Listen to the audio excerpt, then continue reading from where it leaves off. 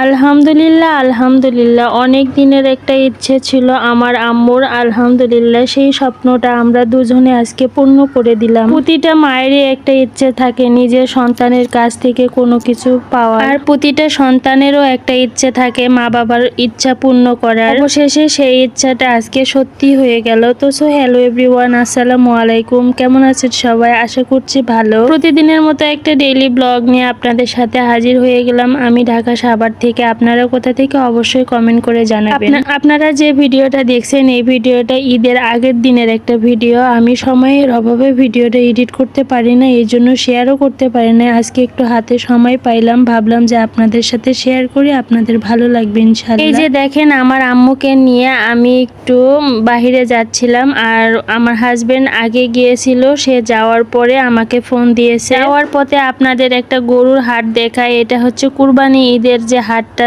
বসেছিল, সেই হাটটা আর কি, অনেক বড় একটা গরুর হাট। আর আমি আবারও বললাম এই ভিডিওটা ঈদের আগের দিনের একটা ভিডিও। দেখেন এখানে কুরবানির যে পশুগুলা কত বড় বড়, মাশাআল্লাহ অনেক সুন্দর গরু উঠেছিল। দেখে আমার কাছে অনেক ভালো লাগলো। আর এই তো সেই জিনিসটা কেনার জন্য আমরা এখানে আসছি। আমার আম্মুর অনেক দিনের একটা ইচ্ছা ছিল, সে একটা ফ্রিজ কিনবে। সে আসলে কেনার সময় হচ্ছিল না, আর আজকে সেই ফ্রিজটা আমরা আম্মুকে গিফট করলাম। এখানে আপনাদের ভাইয়াও আমি মিলে সুন্দর একটা ফ্রিজ সিলেক্ট করে কেনাকাটা শেষ করে ওখানে আপনাদের ভাইয়া টাকা দিচ্ছিল, আর সেই ফাঁকে আমরা একটু বাজার করছিলাম। তেমন কিছু না, আমার বাচ্চাদের আসলে খাবার শেষ হয়ে গেছিল, সেগুলোই কেনাকাটা করব। আমার আম্মু কিছু কাঁচা বাজার কিনলো, এই আর কি। আর আমার আম্মুকে আমরা যে ফ্রিজটা গিফট করলাম সেটা হচ্ছে কঙ্কা 240 লিটার। ফ্রিজটা কেমন হয়েছে আপনারা কিন্তু অবশ্যই জানাবেন। ভিডিওটা এখন শেষের দিকে। সবাই ভালো থাকবেন, সুস্থ থাকবেন, আল্লাহ হাফেজ।